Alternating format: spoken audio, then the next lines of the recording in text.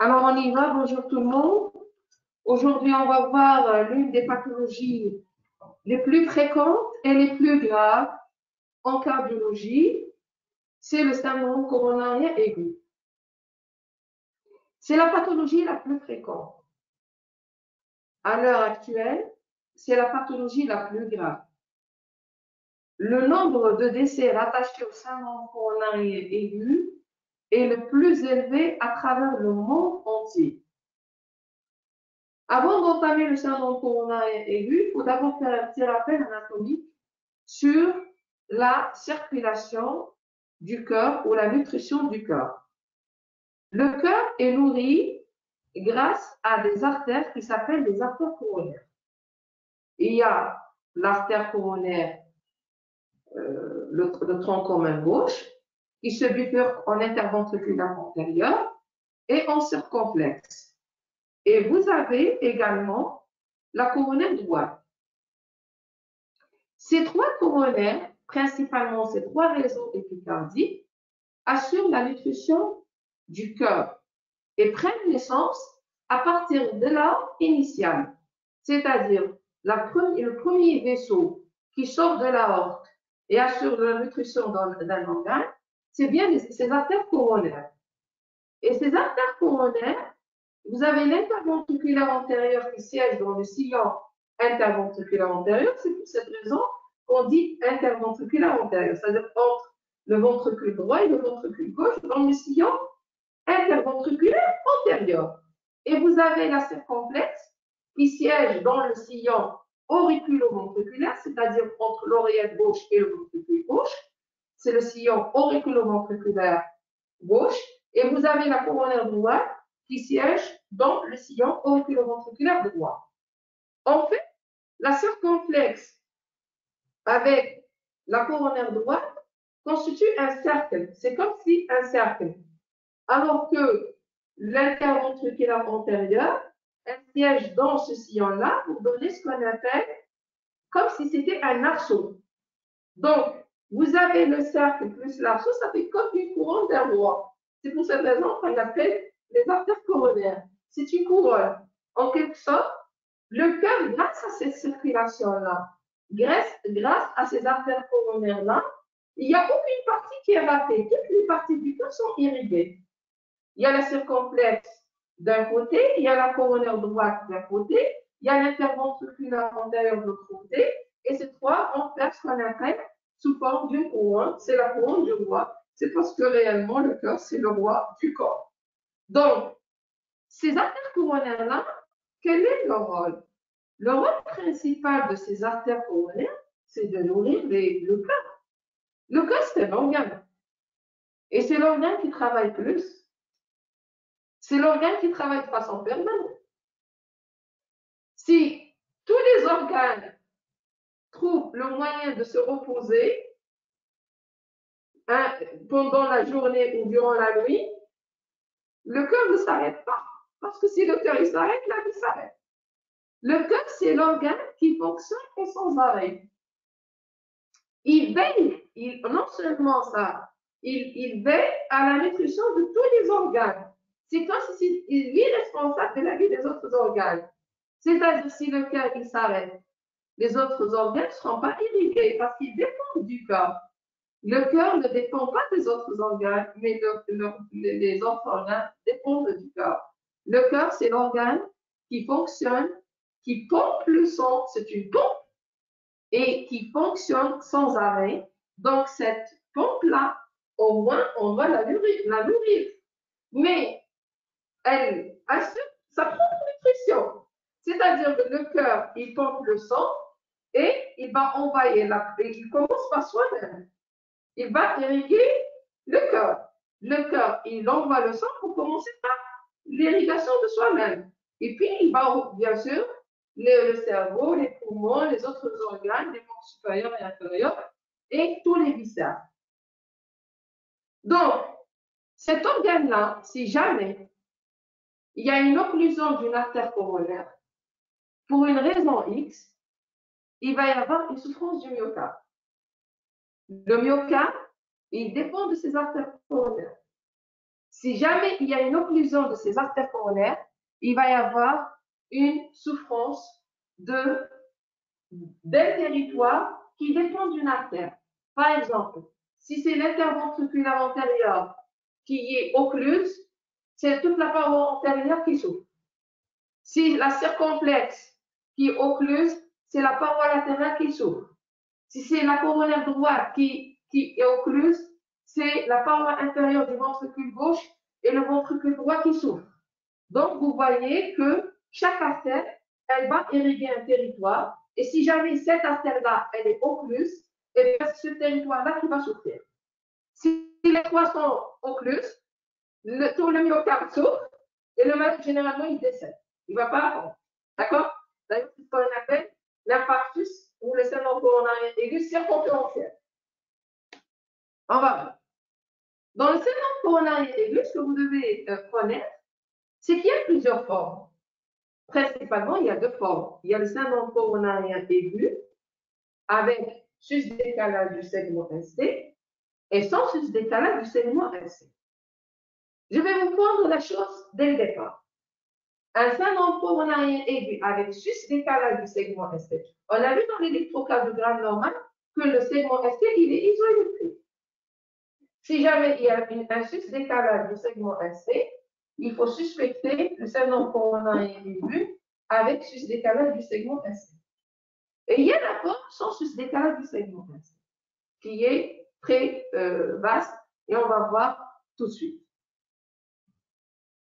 Alors, avant d'aborder le syndrome coronarien aigu, avec sus-décalage ou sans sus-décalage, je vous parle un peu de la coronaropathie. C'est quoi cette coronaropathie? Ou c'est quoi le problème coronarien? Il y a des artères coronaires. On est avec des artères coronaires parfaites. Mais c'est l'être humain qui va bousiller ces artères coronaires avec le temps. Il y a des facteurs de risque. Il y a le tabac. Il y a la nicotine, qui contient de la nicotine. Il y a le diabète, qui entraîne une altération de la paroi endothéliale. Il y a l'hypertension artérielle. Cette hypertension artérielle commence à provoquer des abrasions des artères coronaires. Et l'abrasion des artères coronaires fait qu'il va y avoir un dépôt de certains éléments, tels que les macrophages, les lipides, etc. Il va y avoir une plaque, ce qu'on appelle une plaque athéromateuse. Donc, principalement, c'est l'athérosclérose qui va être responsable de ce syndrome coronarien aigu. Vous avez l'obésité, le stress, la sédentarité et surtout, la mauvaise alimentation. Quand on ne mange pas sain, quand on mange du n'importe quoi, quand on ne mange pas un repas consistant, mais pas trop riche en glucides et pas trop riche en lipides, c'est ça ce qui va entraîner une dégradation du lit artériel et surtout le lit coronarien. Donc, il y a certains facteurs de risque qui vont intervenir durant notre vie et qui vont faire qu'il va y avoir une modification de la paroi endothéliale des artères coronaires. Il n'y a pas que les artères coronaires qui peuvent être touchées. Le malade, il peut avoir une artériopathie des membres inférieurs. Il peut avoir une plaque au niveau des francs supraos. Il peut faire même un AVC parce qu'il y a une plaque latérale dans les artères cérébrales. Avec le temps, donc, ça c'est ce qu'on appelle l'athérosclérose. Donc, l'origine principale du syndrome coronarien aigu est l'athérosclérose. L'athérosclérose, c'est une pathologie qui est diffuse, mais qui peut aller de façon élective vers le réseau coronaire et elle va altérer le réseau coronaire. Alors, le fait qu'il y a une plaque d'athérome, c'est quoi cette plaque d'athérome? C'est que vous avez une artère coronaire, elle va être d'abord dans un premier temps abrasée, elle va être irritée, une irritation de l'endothélium, et puis elle va attirer vers elle les plaquettes, les macrophages, les cellules inflammatoires, les lipides, et puis ça va constituer une plaque, ce qu'on appelle une plaque d'athérome. une plaque d'athérome qui se constitue au fil des années. Cette plaque d'athérome, soit qu'elle a une charpente fibreuse solide, parce que généralement, on trouve, je vais passer ici pour vous montrer un peu la plaque d'athérome. Avant, voici le réseau coronaire. Voici l'anatomie des artères coronaires. Vous avez le tronc commun. Vous avez la circonflexe. Ici, c'est le tronc commun. Vous voyez le tronc commun? Vous avez le tronc commun ici. Vous avez l'interventriculaire antérieur ici. Vous la voyez? Et vous avez ici la circonflexe. Ici, c'est la coronaire droite. Vous voyez, c'est sous forme de couronne. D'accord? Ça, avec ça, ça va former un cercle.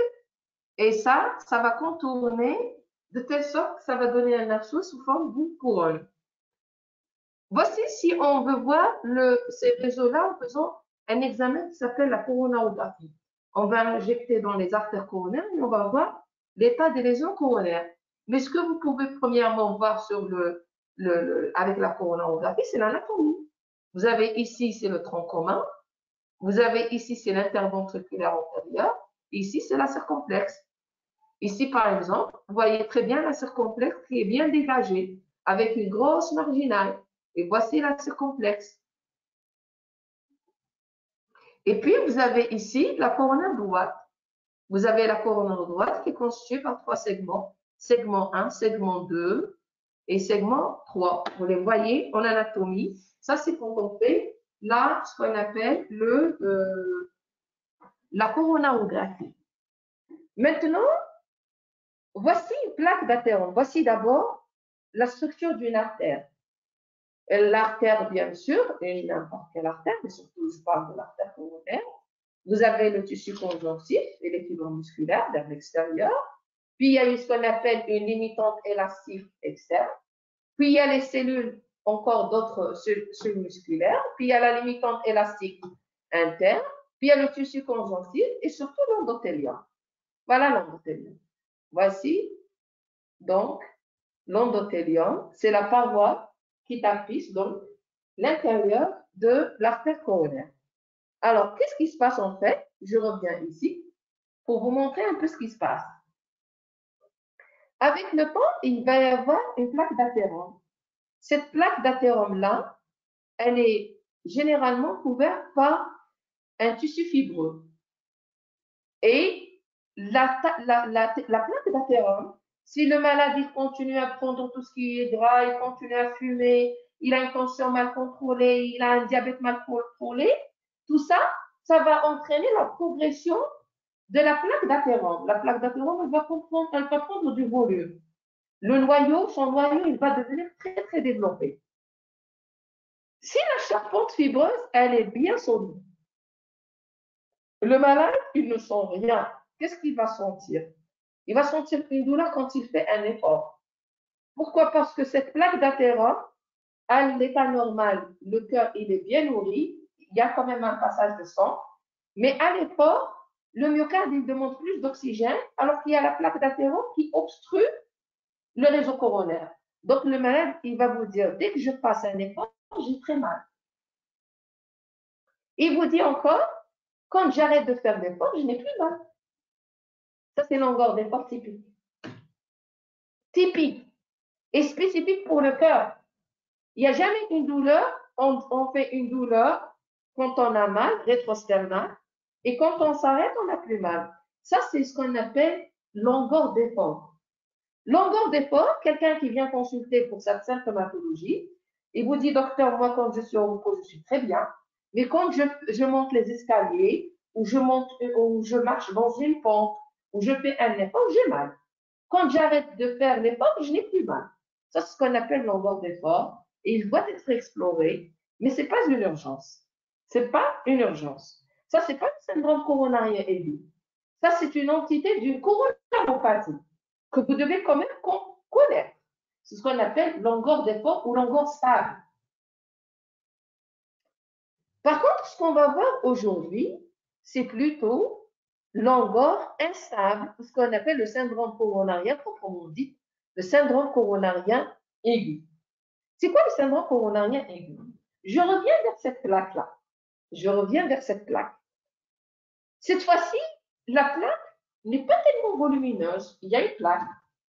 Il y a à l'intérieur de l'athéron, il y a du tissu lipidique, des cellules lipidiques, il y a des macrophages, il y a un noyau, il y a une charpente fibreuse, mais qui n'est pas tellement solide. Elle n'est pas tellement consistante. Cette charpente fibreuse-là, si jamais le malade, pour une raison X, il est stressé, il est exposé au froid, elle peut tout de suite se déchirer.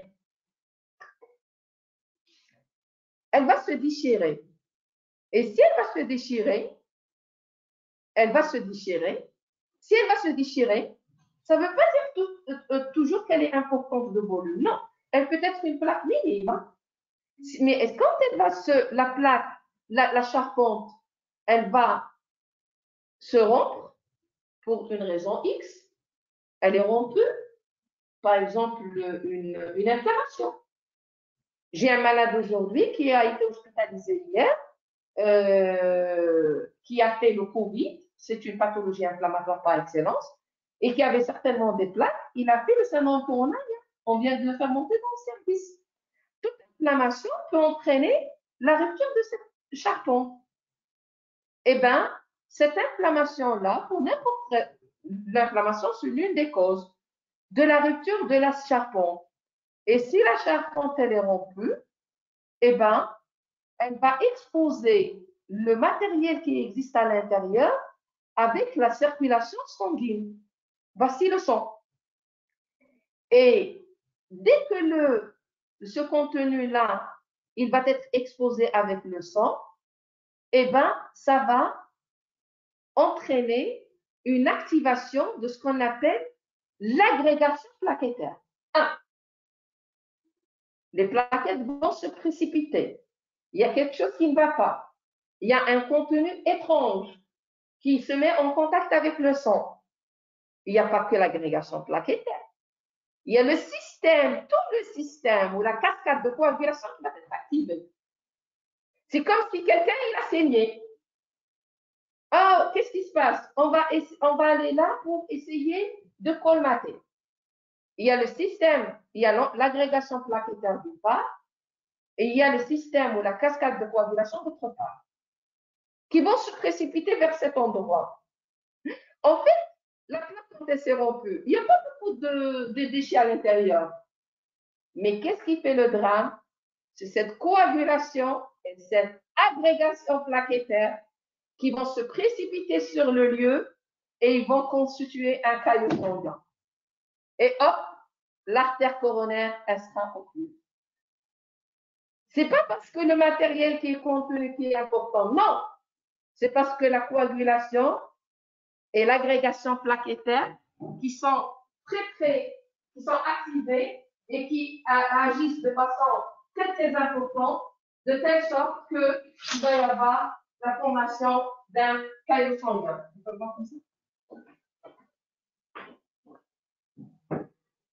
Alors, il y a deux formes alors. Je reprends mon syndrome coronarien aigu. Voici qu'est-ce qui s'est passé. Il y avait une plaque qui s'est rompue. Cette plaque, elle a mis le contenu avec la circulation sanguine en contact. L'agrégation plaquettaire activée, la coagulation activée, et ces deux vont participer à la formation d'un caillot sanguin qui va soit occlure complètement l'artère coronaire. C'est ce qu'on appelle le syndrome coronarien aigu avec sus-décalage du segment resté. Soit ça va subocclure, c'est-à-dire que l'occlusion n'est pas totale. Et c'est ce qu'on appelle tout simplement le syndrome coronarien aigu sans sus-décalage du segment resté. C'est trop simple. C'est trop simple pour vous répéter ça. Donc, voici ce qui se passe. Faisons une coupe transversale de l'artère coronaire. Vous avez ici un cœur lipidique. Ça, c'est la plaque d'athéron. Ça, c'est la capsule fibreuse. Et ce qui est en violet, c'est la lumière, c'est là le sang, par exemple. D'accord? Si jamais il y a une rupture de la plaque, il va y avoir de la thrombose qui va se constituer. D'accord? Soit la thrombose, elle est totale. Vous voyez ça? Ce qui est en rouge. Soit la thrombose, elle est totale, ça va vous donner une occlusion aiguë et c'est le syndrome coronarien aigu avec sus-décalage du segment ST. Soit la thrombose, elle n'est pas tellement occlusive et là, ça va vous donner un syndrome coronarien aigu sans sus-décalage du segment ST. Vous voyez ici, tout ce qui est en rouge pratiquement a obstrué la lumière.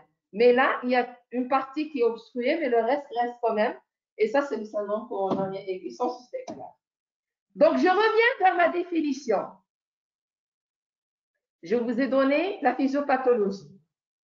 La physiopathologie, quand vous avez un malade avec syndrome coronarien aigu, avec sus-décalage du segment ST, ça veut dire tout simplement qu'il a fait une occlusion d'une artère coronaire parce que la plaque, elle s'est rompue et elle a activé la coagulation sanguine et elle a activé l'agrégation plaquettaire.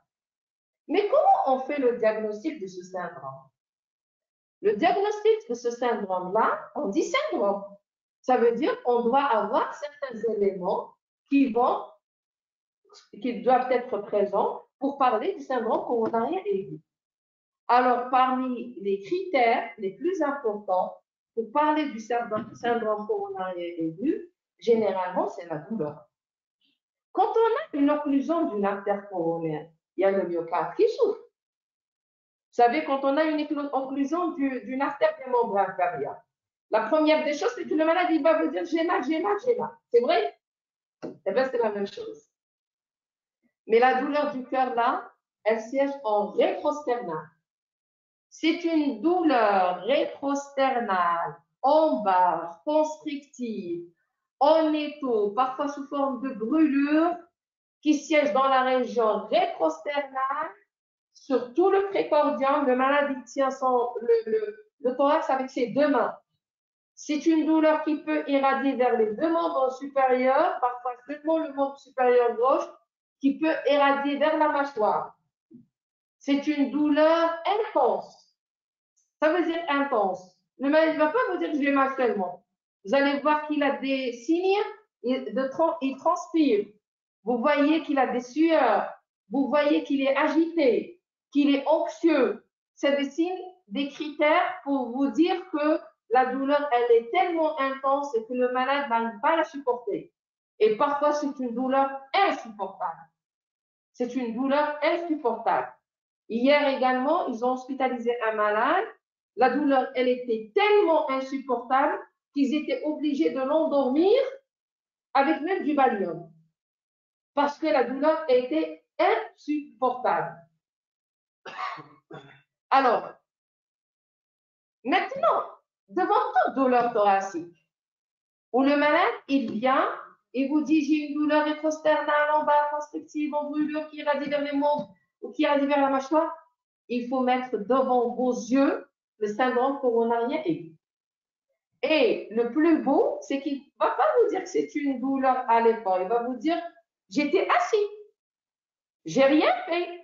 Peut-être qu'il a fait, mais il vous dit que c'est une douleur spontanée, surtout. Le fait qu'elle est spontanée. Eh bien, une douleur spontanée, rétrosternale, constrictive, en étau, sous forme de brûlure, ou en bas, qui irradie vers les membres supérieurs, qui irradie vers la mâchoire, il faut mettre devant vos yeux le syndrome coronarien aigu. Monsieur, vous avez un problème coronarien. Allongez-vous sur la table, laissez-moi vous examiner. Bien entendu, vous allez examiner le malade tout de suite. Vous allez prendre la tension au niveau des deux bras, mais surtout, vous allez faire l'électrocardiogramme. Et l'électrocardiogramme, c'est l'élément qui définit par la suite la thérapeutique. Si vous allez trouver un sus-décalage du segment ST dans un territoire systématisé, par exemple, vous allez trouver un sus-décalage du segment ST en D2, D3 et AVS, c'est-à-dire en inférieur. C'est-à-dire que c'est la coronaire droite qui est en plus.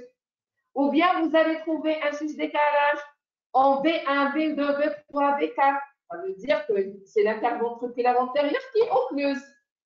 Il faut au moins 2 dérivations contigües pour parler, parce que c'est systématisé. On ne peut pas avoir un sus-décalage dans une dérivation en V2 et on n'a pas ça en V3. Alors qu'elles sont contiguës, elles sont l'une à côté de l'autre. D'accord? Il faut au moins 2 dérivations. Et tout de suite, vous dites, ah, mon maladie fait un syndrome coronarien aigu avec sus-décalage du segment resté. Comme son nom l'indique. C'est comme son nom l'indique. Le sus-décalage du segment resté. Maintenant, vous avez parfois le malade, il fait vous faites l'électrocardiogramme 12 dérivations, mais ça ne suffit pas. Attention, là, c'est un coronarien. Devant toute douleur thoracique, il ne faut pas se contenter de 12 dérivations. Il faut faire le V7, V8 et V9, qui sont les dérivations postérieures, et il faut faire le V3R et le V4R, qui sont les dérivations droites. Parce qu'on peut avoir un sus-décalage en V7, V8, V9, alors que vous ne le voyez pas quand vous faites les 12 dérivations. Vous voyez qu'un sus-décalage en V1, V2, V3, parce que chaque fois qu'il y a un sus-décalage dans un territoire, il y a des images en miroir dans l'autre territoire. Donc, si vous avez un sus-décalage en V7, V8, V9, vous pouvez avoir plutôt un sous-décalage en V1, V2, V3, parce qu'ils sont opposés, les images en miroir. Donc, devant tout patient qui présente, ce que vous devez retenir, devant tout patient qui présente une douleur thoracique évocatrice d'un syndrome coronarien aigu, il faut faire un électrocardiogramme 17 dérivations. Pas 12 dérivations, mais 17 dérivations, c'est-à-dire vous rajoutez le V7, V8, V9 et vous rajoutez le V3R et V4R. Bien entendu, il y a également un malade qui présente une douleur thoracique, mais quand vous faites l'électrocardiogramme, vous voyez qu'il est en train de faire un bloc de bronche gauche, intermittent. Il vient, il part, il vient, il part. Le bloc de bronche gauche d'installation récente, c'est l'équivalent d'un syndrome coronarien aigu avec sus-décalage du segment ST. Pourquoi j'insiste sur le sus-décalage du segment ST? Quand on dit sus-décalage du segment ST, ça veut dire qu'il y a une occlusion totale. S'il y a une occlusion totale, on doit ouvrir l'artère. Pourquoi je vais ouvrir l'artère? Soit par les thrombolytiques, les médicaments qu'on va voir après-demain, Inch'Allah, ou bien avec l'angioplastie primaire. C'est-à-dire, quel que soit, il faut ouvrir l'artère, il ne faut pas laisser le myocarde se nécroser. Le myocarde, s'il se nécrose, il est foutu. C'est la cicatrice. Par la suite, il va y avoir une diminution de la fraction d'éjection, de la contractilité. Et si le malade va survivre, s'il va survivre, il va vivre avec une insuffisance cardiaque. S'il va survivre. Donc, vous avez certains éléments. Vous avez la douleur. Vous avez surtout le sus-décalage du segment ST et vous avez même le bloc de bronche gauche d'installation récente. Et quand vous allez doser, bien sûr, les enzymes cardiaques telles que la troponine, eh ben, vous allez trouver une troponine aiguë. C'est normal, parce qu'il y a une cellule qui souffre. C'est ce qu'on appelle la nécrose myocardique ou la souffrance myocardique. Donc, ça, c'est pour le syndrome coronarien aigu avec sus-décalage. Pour le syndrome coronarien aigu, sans sus-décalage. Le syndrome coronarien aigu sans sus-décalage, il est moins sévère, que ce soit dans la symptomatologie ou bien sur le côté électrique. Mais attention, pourquoi on doit l'hospitaliser? Parce que le syndrome coronarien aigu sans sus-décalage du segment ST, si on ne va pas traiter tout de suite, il va se convertir en syndrome coronarien aigu avec sus-décalage. C'est-à-dire la subocclusion initiale va devenir une occlusion totale. C'est pour cette raison qu'on doit hospitaliser le malade. Ce malade-là, il va présenter bien sûr un engorgement spontané prolongé, plus de 20 minutes, régressif ou après absorption de la pénétrine, ça dépend des cas. Ou bien il fait un engorgement d'effort sévère. C'est-à-dire, le malade, il vous dit, moi j'ai l'habitude, mon fils, d'aller, de faire une douleur quand je fais un effort. Mais ce dernier temps, devant le moindre effort, j'ai la douleur. C'est-à-dire que la douleur, elle est devenue très, très sévère. C'est un longueur d'effort très sévère. Ou bien, c'est un malade également qui a fait un infarctus, un syndrome coronarien aigu avec décalage du segment ST, ça fait quelques mois, peut-être, un mois ou 2 mois. Et puis, il va revenir vers vous, il va vous dire, j'ai très mal au niveau du thorax. Même si vous ne voyez pas une modification électrique, vous allez le considérer comme syndrome coronarien aigu sans sous-décalage du segment ST. Maintenant, toutes ces douleurs-là, l'essentiel, douleurs thoraciques, spontanées ou déformées, d'effort qui devient sévère, c'est-à-dire pour le moindre effort, il a mal, ça, vous considérez que c'est un syndrome coronarien aigu. Maintenant, si vous faites l'électrocardiogramme, bien entendu, vous ne voyez, parfois vous ne voyez aucune modification électrique. Mais le fait que devant une douleur typique, il faut hospitaliser le malade. Parfois, on trouve un sous-décalage du segment C. Il faut hospitaliser le malade. Parfois, on trouve des entités qui sont négatives. Il faut hospitaliser le malade. Et parfois, on ne trouve rien. L'électrode est parfait. Il est idéal. Ah ben, mais la douleur, non. Il y a une douleur. Et sur cette douleur-là, je ne dois pas lâcher mon malade. C'est une douleur typique. Si jamais je vais le lâcher, le ST-, le syndrome coronarien sans sus-décalage. Généralement, on dit sans sus-décalage, ST-. Et avec sus-décalage, on dit ST+. Voilà. C'est le vocabulaire courant qu'on utilise dans le service. Avec sus-décalage, c'est ST+. Sans sus-décalage, c'est ST-. D'accord? Voilà. Donc, c'est un vocabulaire qu'on utilise dans le service. Mais, il faut savoir que devant toute douleur thoracique typique, il faut hospitaliser. Et que c'est un syndrome coronarien aigu, jusqu'à preuve du contraire. S'il y a un sus-décalage, on va thromboliser. S'il n'y a pas de sus-décalage, on donne le traitement conventionnel du syndrome coronarien aigu qu'on a l'habitude de donner, on va le voir après. La physiopathologie, c'est bon, je viens de l'expliquer. Hein. S'il y a une occlusion totale, c'est le syndrome coronarien aigu ST+, ou syndrome coronarien aigu avec sus-décalage du segment ST. Et s'il y a et s'il n'y a pas de sus-décalage, c'est une subocclusion. Elle n'est pas totale. Pourquoi ça n'avance pas? Voilà, très bien, parfait. Alors, les facteurs de risque, comme je viens de les citer au début, c'est les facteurs de risque de l'athérosclérose. Il y a le diabète, il y a l'hypertension artérielle, il y a le tabac, il y a la dyslipidémie, il y a l'obésité, il y a les antécédents familiaux précoces. Généralement, c'est génétique. Les gènes, tout ce qui est acquis avec le temps, ça va devenir génétique. Parce qu'on modifie nos gènes. Et puis, les gènes modifiés vont être transmis aux autres générations. Donc, c'est généralement, ça devient génétique. L'obésité, une personne qui n'est pas obèse, puis elle commence à manger, elle ne fait pas de sport, elle devient obèse. Après, elle va donner des enfants obèses. C'est ça, on modifie nos gènes. On modifie nos gènes. Et il y a le diabète, bien entendu, qui est le premier. Il y a la ménopause chez la femme, il y a la sédentarité, quelqu'un qui ne bouge pas. Il y a le stress. Et généralement, la sédentarité, vous la voyez surtout chez les chauffeurs de taxi. Les chauffeurs de taxi, toute la journée assis sur le fauteuil en train de conduire, plus le stress de la route, l'embouteillage et tout, plus le tabac peut-être, une cigarette dans la main, et puis toute la journée c'est la même chose.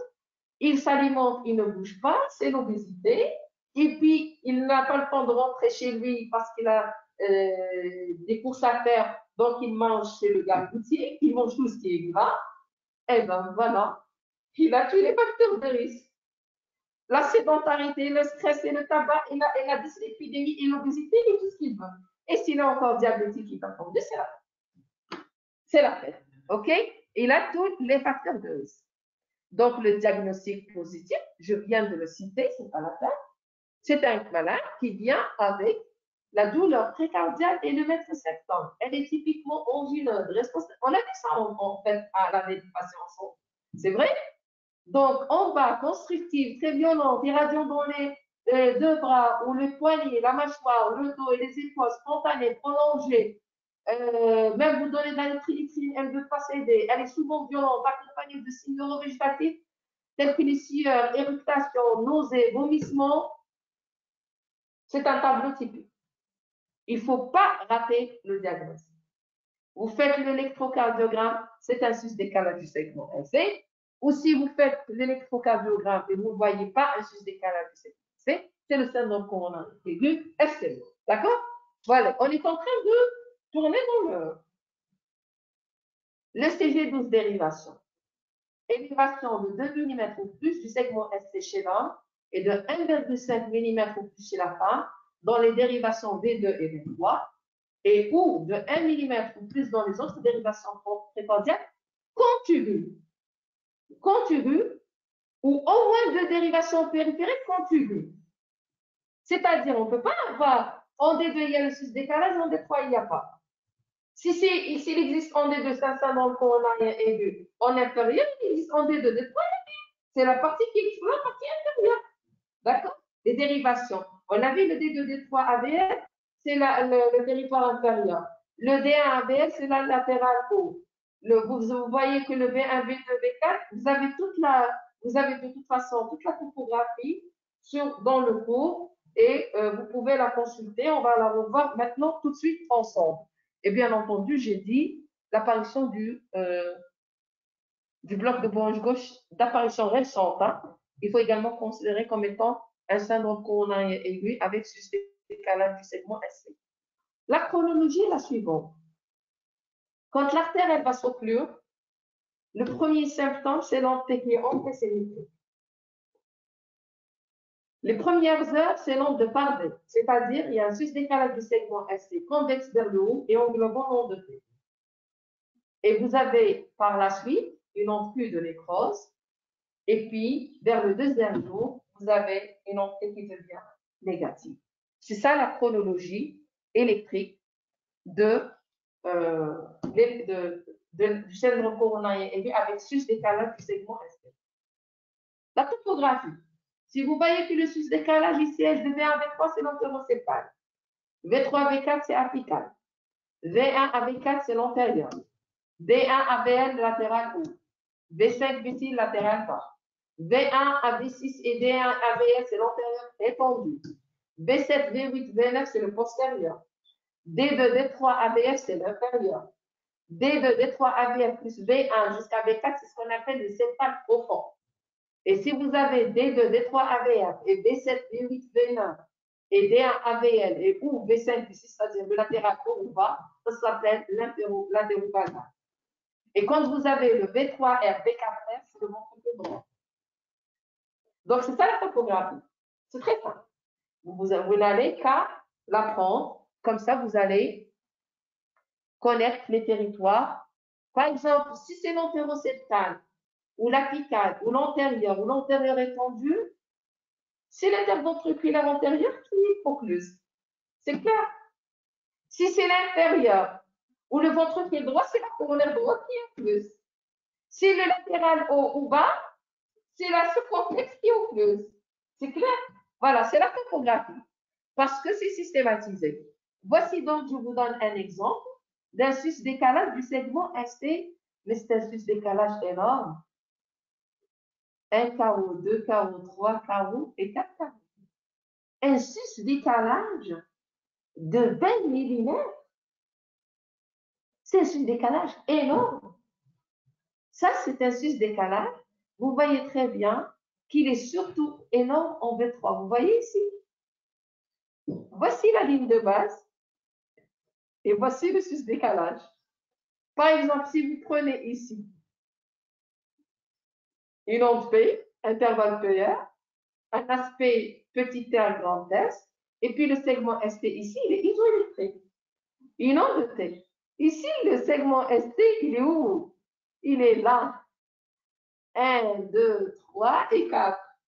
Un sus-décalage énorme du segment ST en antérieur étendu. Vous voyez qu'ici, il dépasse même les 20 mm. Ici, il dépasse les 15 mm. Ici, il dépasse les 2 mm. Et là, pourquoi j'ai dit antérieur étendu? Parce qu'il y a même un sus-décalage en AVL. Et il y a même un sus-décalage en D1 et même un sus-décalage en AVL. Donc, si je reviens vers cette topographie-là, si je reviens vers cette topographie-là, vous voyez très bien que de V1 à V6 et D1 à VF, je l'appelle antérieur étendu. Donc, comme j'ai le sus-décalage en D1 et en AVN, et de V1 jusqu'à V6, eh ben, je parle d'un antérieur étendu. C'est un syndrome coronarien aigu avec sus-décalage du segment ST en antérieur étendu. Voici un autre électron. Vous voyez très bien ici qu'il y a un sus-décalage du segment ST en D2, en D3 et en AVR. Donc, c'est l'inférieur. Mais vous voyez également qu'il y a un sous-décalage en V1, V2, V3. Quand vous avez un sous-décalage en V1, V2, V3, qu'est-ce qu'il faut faire? Il faut demander les V7, V8, V9. Et quand on demande les V7, V8, V9, eh ben, on va trouver qu'il y a un sus-décalage en V7, V8, V9. La même chose que sur l'inférieur. Donc, c'est un inféro basal. Dans la région basale, que vous voyez que les signes en miroir. Voici les signes en miroir. Signes en miroir en V1, V2, V3. Ah, là, c'est un syndrome coronarien sans sus-décalage du segment. Non. Il faut demander les basales, V7, V8, V9, et vous allez trouver qu'en basal, il y a un sus-décalage du segment ST, qui sont ça, c'est les signes en miroir. Et donc, c'est un inféro basal. Vous voyez? Donc, c'est très simple. Vous n'avez pas beaucoup de choses à faire. Vous allez faire l'électrocardiogramme de cette dérivation. Et vous n'avez pas le droit de laisser les autres dérivations, parce que chaque dérivation traduit un territoire. Chaque dérivation explore un territoire. OK? Biologiquement, bien sûr, c'est la troponine. De notre époque, la troponine n'existait pas. On utilisait les CEPA et les LDH. Et bien sûr, c'est un syndrome inflammatoire. Il y a une vieillesse accélérée, il y a le fibrinogen, il y a une hyperphosphatase. D'accord? Le syndrome coronarien aigu sans sus-décalage du segment ST, comme je viens de décrire tout à l'heure, c'est une douleur, soit spontanée prolongée, soit c'est un angor qui devient très très sévère, soit c'est un angor qui fait suite à un infarctus du myocarde, c'est-à-dire un syndrome coronarien aigu ST+, qui est récent, d'accord? Et électriquement, vous avez soit un sous-décalage du segment ST, soit vous avez un sus-décalage, mais non persistant. Parce que nous, dans la définition du segment ST, dans la définition du syndrome coronarien aigu avec sus-décalage du segment ST, on dit qu'il y a un sus-décalage du segment ST persistant. Alors que quand il n'est pas persistant, ça veut dire que l'artère, elle s'étend plus à un moment donné, puis elle s'est ouverte. Donc, je n'ai pas besoin de donner les thrombolytiques, c'est bon, elle est ouverte. D'accord? Et là, vous voyez qu'un sus-décalage de moins de 20 minutes, vous faites l'électro, ah, il y a un sus-décalage, je vais commencer à préparer. Et puis, hop, vous faites l'électro, ah, il n'y a plus de sus-décalage, il était là, où est-ce qu'il est? Ah non, il n'est plus. Donc, je ne le considère pas comme ST+, mais je le considère comme ST-. Donc, c'est un syndrome coronarien aigu sans sus-décalage du segment ST. Quand vous pouvez avoir une inversion transitoire de l'onde et quand vous pouvez également avoir un tracé qui est normal. D'accord? Donc, devant un tracé normal, ne me dites pas que le malade ne fait pas de syndrome coronarien. Devant toute douleur typique, il faut considérer le malade comme un syndrome coronarien aigu. Maintenant, vous faites l'électro, vous trouverez un sus-décalage, c'est avec sus-décalage du segment. Vous ne trouverez pas de sus-décalage, c'est sans sus-décalage. C'est très fort. On ne va pas rater ça. Alors, le diagnostic différentiel devant une péritardite. Mais la péricardite, attention, c'est une douleur, on a vu ça l'année passée. C'est une douleur qui est exacerbée par la respiration, par la toux. Mais quand vous vous mettez en position demi assise penchée en avant, vous êtes soulagé. Ça, la péricardite. Pour la dissection de l'aorte, attention, la dissection de l'aorte, on va voir le diagnostic. Après, on va faire le coup. C'est une douleur déchirante qui irradie vers le dos. Ce qu'on appelle irradiation dorsale. Pourquoi? Parce qu'elle suit le trajet de l'aorte. Elle suit le trajet de l'aorte. C'est une douleur qui est déchirante et qui irradie vers le dos. Donc, il y a des éléments sur lesquels on se base. Premièrement, on prend la tension artérielle au niveau des deux bras. Et surtout, on fait le cliché thoracique, si on trouve un médiastin élargi, c'est une dissection de Down. Si le médiastin n'est pas élargi, ce n'est pas une dissection de Down. L'embolie pulmonaire. L'embolie pulmonaire, c'est une douleur basithoracique. Ça n'a rien à voir avec la rétrosternale. C'est une douleur basithoracique. Généralement, le malade, il vous dit, j'ai une douleur ici, par exemple, en bas. Le pneumothorax. Le pneumothorax, c'est très facile. Vous faites l'auscultation, vous allez trouver qu'il y a un silence auscultatoire au niveau des poumons. Un pneumothorax peut donner une douleur également déchirante.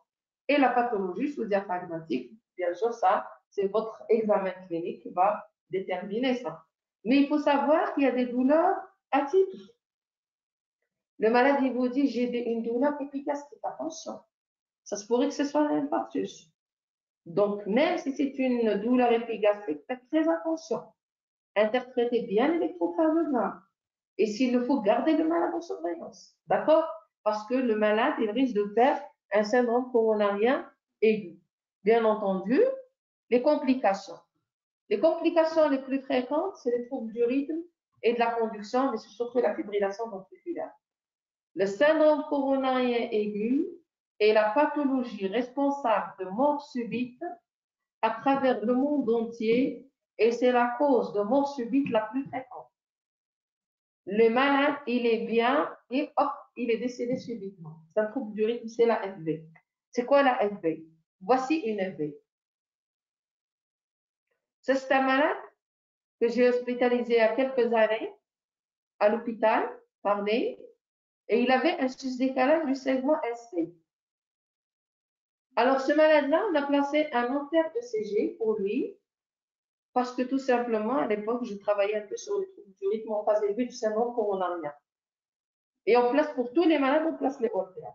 Tous les malades qui viennent à l'hôpital, on leur place un ECG haltère, c'est-à-dire on enregistre le rythme cardiaque pendant 24 heures. Le soir, il est venu chez le médecin, il avait thrombolysé, c'est un ST+, il a placé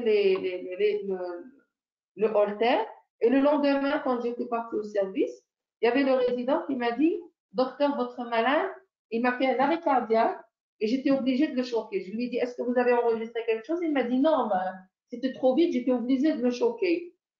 Je lui ai dit, est-ce que vous avez enlevé les patchs du haltère? Il m'a dit non. Ah ben, je lui ai dit, c'est bon, vous n'avez pas enlevé les patchs, je vais lire le haltère, je vais voir ce qui s'est passé au niveau du haltère. Et effectivement, j'ai mis la disquette c'est une carte mémoire que j'ai placée dans l'ordinateur, j'ai commencé à lire et j'ai trouvé effectivement que le malade, il avait fait une fibrillation ventriculaire. Vous voyez la fibrillation? Et ici, la fibrillation. Vous voyez la fibrillation? Et heureusement qu'il était hospitalisé, que le médecin l'avait choqué pour arrêter la fibrillation ventriculaire. On a un malade dans le service qui vient d'être hospitalisé avant-hier. Il a fait une fibrillation ventriculaire. Il a été choqué trois fois par le médecin de garde.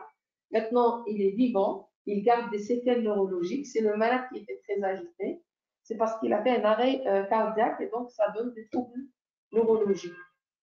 Et bien, c'est ça, ce genre de malade, qu'est-ce qu'il faut? Voilà, on hospitalise le syndrome coronarien aigu avec ce décalage parce que les troubles du rythme sont très sévères et sont des troubles qui peuvent entraîner le décès du malade. Ce malade, s'il n'était pas hospitalisé, il décédera. C'est la fibrillation ventriculaire. Si vous ne choquez pas le malade avec un choc électrique externe, il décède. Bien entendu, on peut avoir une insuffisance cardiaque quand la fraction d'éjection est très basse. On peut avoir un choc aldogénique. On peut avoir une complication mécanique, c'est-à-dire il y a une rupture de la paroi libre du ventricule gauche ou du septum ou la rupture de pilier. Mais généralement, la rupture de la paroi libre du ventricule gauche ou la communication interventriculaire ou la rupture de pilier, ça emporte le malade en une fraction de seconde. C'est le cœur qui s'est déchiré. C'est comme quelqu'un qui reçoit une balle dans le cœur, d'accord? Le malade, c'est comme la FV. Mais la FV, on peut choquer le malade, on le récupère, mais quand il y a une rupture de la paroi, c'est quand il y a une rupture de pilier, personne n'opère le malade. Et le malade, il décède sur place. L'infarctus du ventricule droit peut avoir une extension vers la droite. On peut avoir un thrombus intraventriculaire gauche avec une embolie systémique. Et on peut avoir une péricardite, c'est le syndrome de Dressler, qui survient généralement tardivement après la phase, c'est d'origine inflammatoire. Parfois, on est obligé même de donner de la colchicine pour lutter contre la péricardite qui survient après le syndrome coronarien aigu avec sus-décalage du segment ST. Voici un syndrome du sus-décalage du segment ST. En inférieur, vous voyez le sus-décalage ici? Il est de 2 mm, il est de 2 mm. Mais par contre, le malade, il fait plus que ça. Il fait un bloc auriculo-ventriculaire. Voici que le P n'est pas suivi de QRS. Que l'on P est complètement dissocié de QRS. Ça, c'est ce qu'on appelle le bloc auriculo-ventriculaire complet. Et ça, c'est un cours à part. Ne vous inquiétez pas, je vais vous expliquer tout ça par la suite. Parce que les troubles conductifs, ça nécessite même de faire un pacemaker pour les malades. Le traitement, quand on a un traitement avec le traitement du syndrome coronarien aigu avec sus-décalage, il se base sur les fibrinolytiques qu'on va voir le mardi, Inch'Allah, on va voir tout le traitement, et également ou bien sur l'angioplastie, c'est encore mieux. L'angioplastie, c'est le dernier cours, c'est le traitement non pharmacologique de tout ce qui est cardiaque. La prise en charge. Vous devez hospitaliser le malade. Vous devez faire le monitoring de la pression artérielle. Vous devez faire une auscultation quotidienne. Vous savez, je n'ai pas parlé beaucoup de la clinique. Parce qu'en fait, c'est pauvre. Quand vous allez mettre votre CT, vous allez ausculter le malade, il n'y a rien sur le plan hospitalier. B1, B2 audible, systole et diastole libre. Vous allez peut-être, si le malade il est en train de faire une insuffisance ventriculaire gauche, vous pouvez ausculter des rades crépitants, soit au niveau des bases, c'est ce qu'on appelle l'équilibre 2, soit au niveau de la moitié, c'est l'équilibre 3, soit c'est inondé, c'est l'équilibre 4, le choc cardiogénique.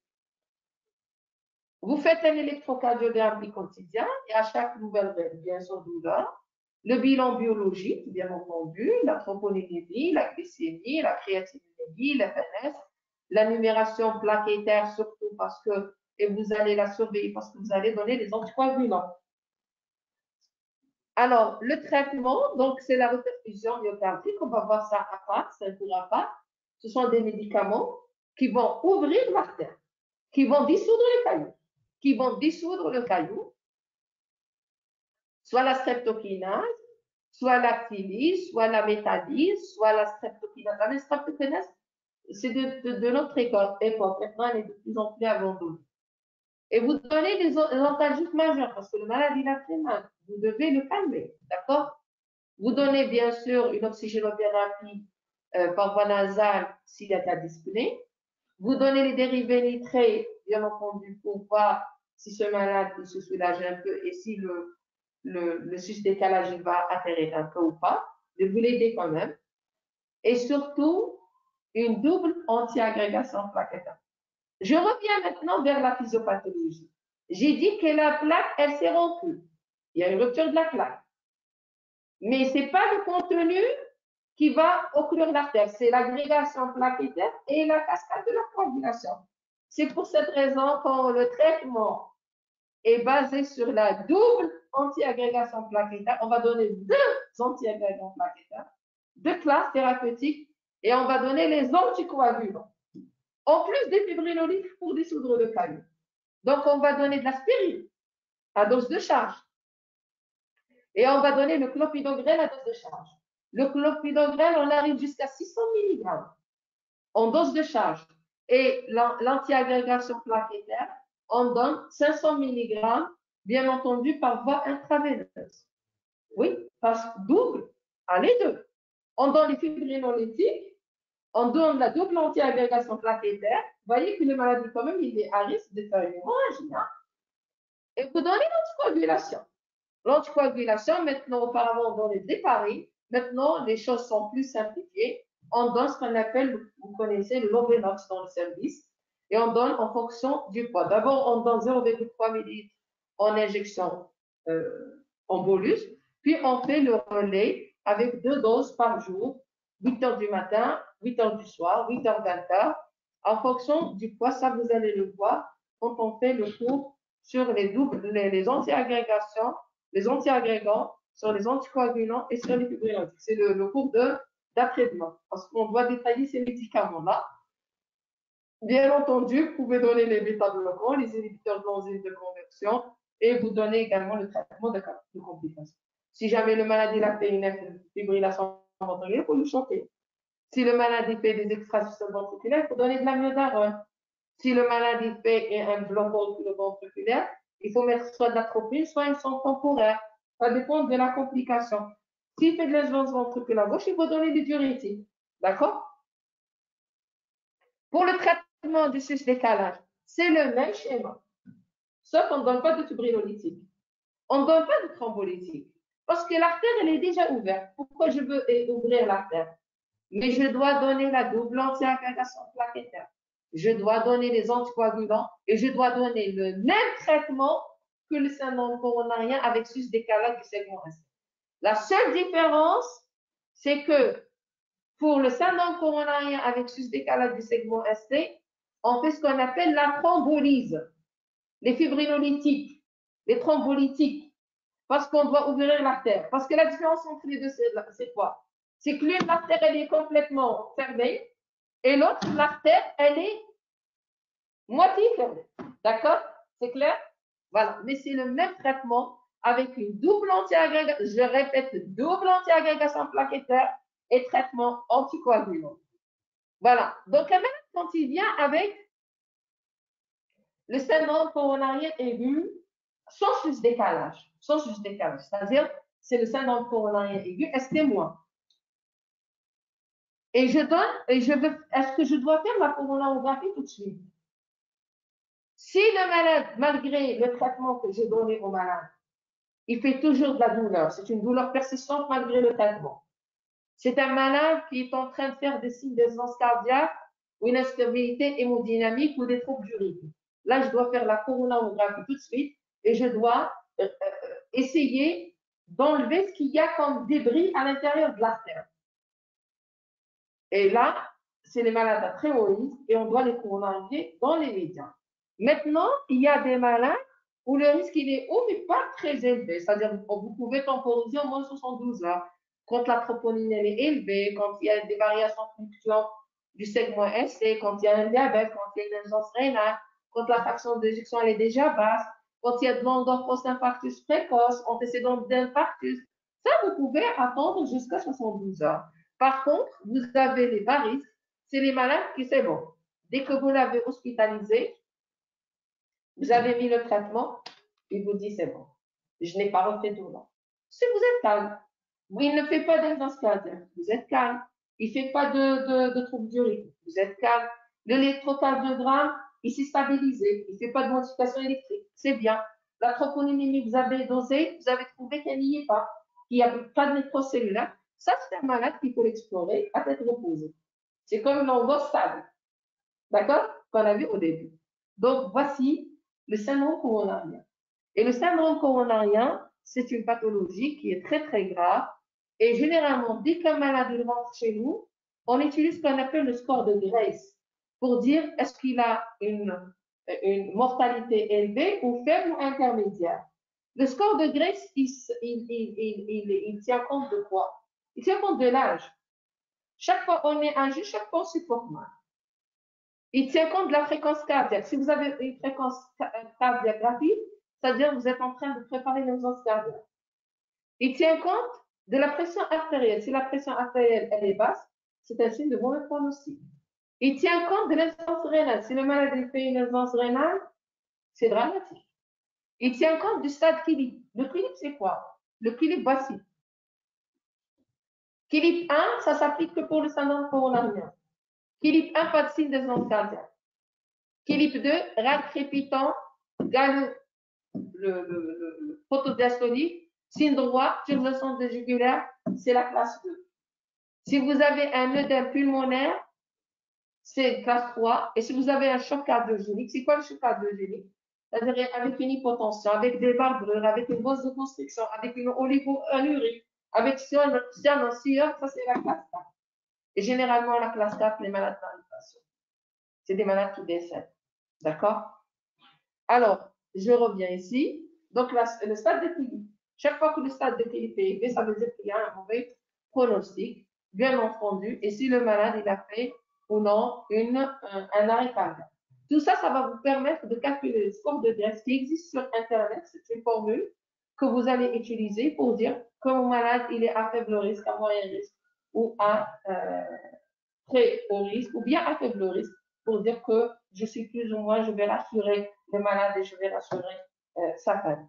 Voici, je vous ai simplifié au maximum le syndrome coronarien aigu. Vous avez un cours complet, sur tous les plans. Vous n'avez qu'à consulter le cours et là, je vous ai donné l'essentiel du cours. Et je vous remercie pour votre attention. Est-ce que c'est bon? Il n'y avait pas de coupure de... Le son مشى مليح.